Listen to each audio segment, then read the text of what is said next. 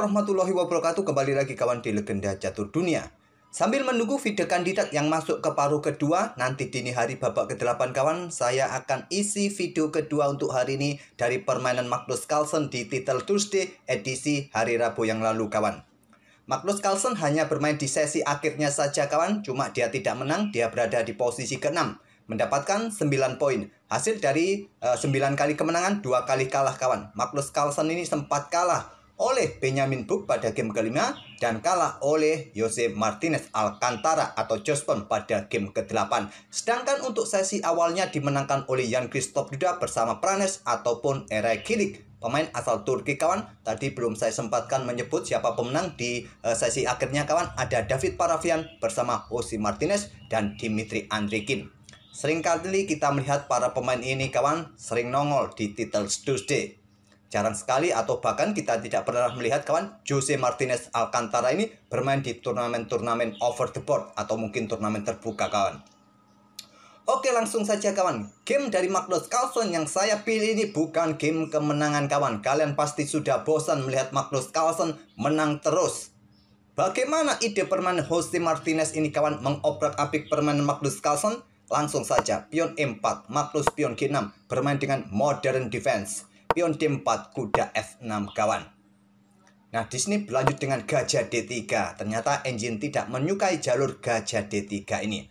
Atau tadi kawan, kuda F6 yang dipilih oleh Magnus Carlsen ini tidak terlalu juga disukai oleh engine kawan.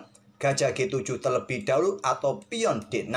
Ya, ini untuk tujuannya mencegah pergerakan pion E5 sebelum kudanya berkembang ke peta F6. Tapi kuda F6 gajah D3 kalau Stockfish menyukai langsung saja dorong pion E5 untuk ganggu kuda.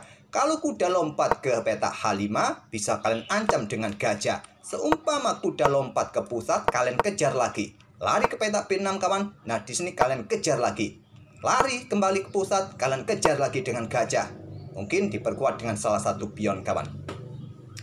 Oke, kembali lagi ke langkah aslinya. Dan coba lihat kawan, evaluasi bar ini menunjukkan putih sangat bagus posisinya di awal pembukaan dengan pion E5 didorong maju.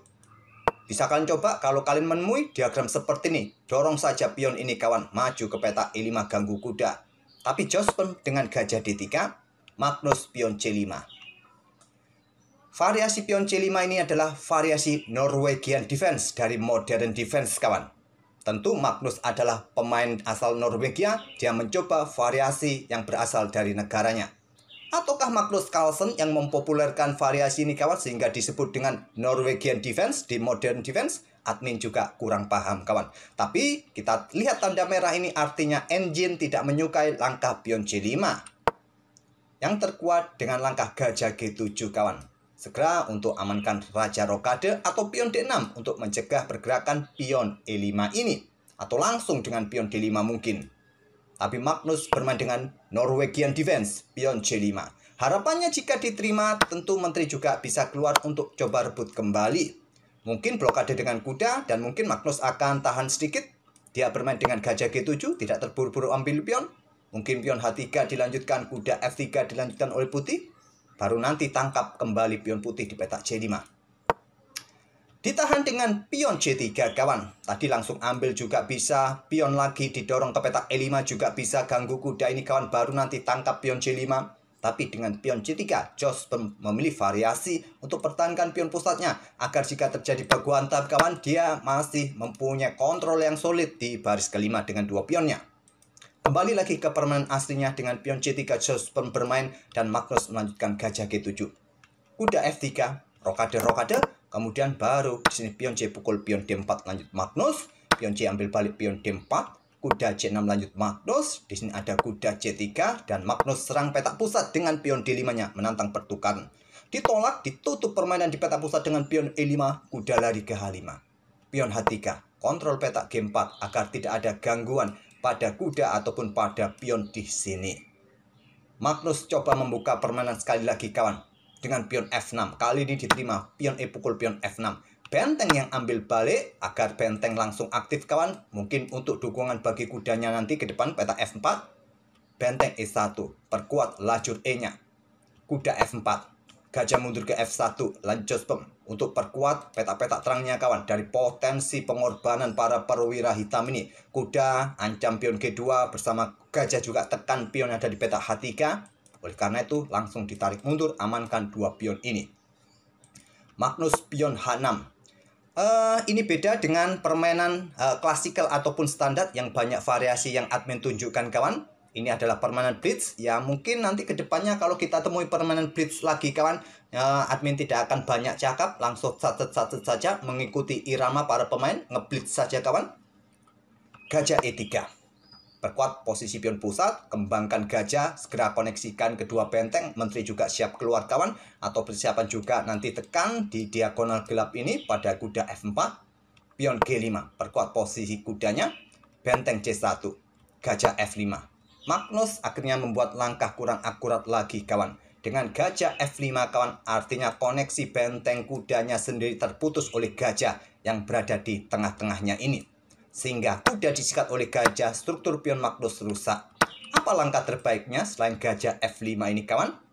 Kalau menurut engine langkah terbaiknya di sini bagi hitam adalah bisa benteng ditarik mundur sementara kawan ke petak F7 atau langsung dorong pion G4 untuk membongkar pion-pion putih ini kawan. Ini langkah yang cukup bagus juga. Apakah pion pukul pion ataukah gajah sikat kuda terlebih dahulu atau kuda lari ke petak H4 di sini kawan? Nah, nanti sedikit demi sedikit pion-pion putih akan mulai terbuka. Gajah F5 pilihan Magnus. Sekarang gajah sikat kuda F4, ambil balik oleh pion. Kuda caplok pion D5, lanjut Jospem, langkah cantik kawan.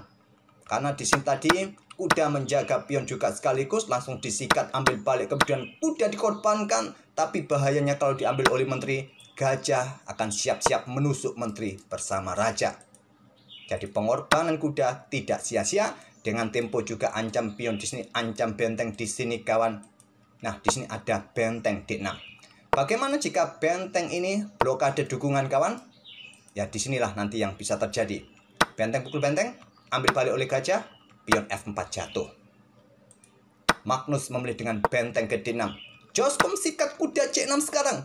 2 kali berturut-turut langkah brilian dari Jospem kawan. Agar tidak ada lagi yang menjaga petak E7.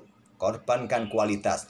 Kalau diambil sekarang kawan, maka kuda akan coplok pion E7 skak. Dan gajah ini sebagai gantinya nanti kawan. Sama juga kasusnya jika benteng pukul benteng. Ya memang tadi benteng ini sikat kuda. Tidak ada lagi yang menjaga peta E7 kawan. Sama gajah ini jatuh di langkah berikutnya.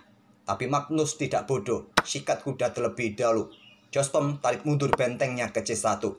Raja bergeser ke H8 menghindari tusukan dari gajah kawan di diagonal terang. Kemudian menteri dikeluarkan oleh Jospem. Tekan benteng, tekan pion di sini. Pion dilepas, benteng D6. Tapi pion ini adalah pion racun. Kalau diambil kawan, benteng siap-siap nanti ke sini. Dan coba lihat, menteri tidak akan punya banyak ruang untuk lari kawan. Bahkan akan bisa terjebak. Bermain dengan langkah gajah D3 menantang pertukaran, ada benteng B6 kawan. Menteri ke A3, gajah pukul gajah D3, ambil balik oleh menteri. Magnus mendapatkan ganti pion yang ada di petak B2 kawan. Sekarang jumlah pion kembali setara. Cuma masalahnya kawan, raja sangat terbuka. Hanya ada gajah dan pion ada di petak H6 kawan. Banyak ruang-ruang kosong di area terang ini yang bisa dieksploitasi oleh putih nanti ke depan. Apakah ke sini nanti kawan? Coba lihat. Di sini ada benteng diangkat naik ke E6 terlebih dahulu oleh Jospem. Benteng B6. Benteng C ke E1. Doubling tekan pion di sini. Benteng pukul benteng E6. Ambil balik oleh benteng. Dan persiapan juga kuda siap mengisi. Maksud saya kuda ke sini, ataupun ke sini kawan. Menantang pertukaran dan posisi raja semakin terbuka. Keluarkan benteng Magnus Carlsen di C8. Kuda ke E5, persiapan melakukan ancaman skak garbuan kawan, sikat oleh gajah. Tapi benteng ambil pion H6 terlebih dahulu oleh Jospem skak. Raja terpaksa lari kawan ke petak G8, menteri H7 skak. Raja ke F8, dan pion ambil gajah. Magnus menyerah di langkah ke-30. Ancamannya apa? Ancaman 2 langkah skak mat kawan. Anggap contoh, di sini kalian bermain dengan pion A6. Anggap contoh saja ya, skak matnya di sini. Menteri ke sini skak. Raja ke sini dan pion dorong skak mat kawan. Ya tentu saja ancaman skak mat ini masih bisa diantisipasi oleh hitam atau Magnus kawan, tapi posisinya tidak mungkin lagi mempertahankan permainan. Ya, mungkin saja raja ini lari kawan untuk menghindari ancaman skakmat, menteriakan ke petak F5, hadang pergerakan area terang, dan benteng meluncur juga bisa skakmat. Mungkin benteng ke sini skak terlebih dahulu, raja ke sini kawan. Dan benteng ini mungkin akan dikorbankan kawan untuk memperpanjang permainan, memang tidak ada cara lain kawan. Ya dikorbankan saja supaya menteri ini punya tempo keluar kawan dan berikan ruang bagi pergerakan raja. Tapi ya tetap kalah hitam kawan. Oke, itulah kawan, bagaimana seorang Magnus Carlsen dihajar oleh Jostom. Magnus Carlsen salah memilih pertahanan kawan. Kita ulangi lagi kawan. Pion E4, pion G6, ada pion D4, kuda F6 serang pion, gajah D3. Yang terkuat dorong saja pion, gajah D3. Nah, di sini tadi ada Norwegian yang dipilih oleh Magnus, Norwegian Defense. Kelanjutan dari Modern Defense kawan. Sebagai pemain Norwegia, dia memilih Norwegian Defense. Oke, semoga permainan dari kedua pemain bisa menghibur kalian kawan. Dan variasi-variasi yang saya tunjukkan di awal pembukaan tadi bisa kalian hafal. Ya, bisa saja kalian meniru langkah Magnus Carlsen atau meniru langkah engine dengan gajah G7 ataupun pion D6 kawan. Semoga bisa jadi bahan pembelajaran kita semua. Dan kita akan bertemu di video-video berikutnya. Terima kasih. Wassalamualaikum warahmatullahi wabarakatuh.